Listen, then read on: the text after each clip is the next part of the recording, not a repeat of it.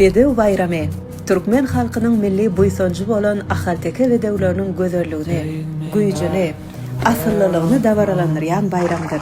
Ahalteke bedewi ýurdumyzyň belent ösüşiniň, watanymyzyň beýik mertebesiniň, buýsunjynyň aýdyň nyşanydyr. Bu asyrly häsiýetler biziň alyp barýan ýagşy işlerimize öz beýanyny tapýar. Ol mehirden, himayatdan, gollowdan mätäçlik çekýänlere kömek elini uzatmakdan ibaratdyr.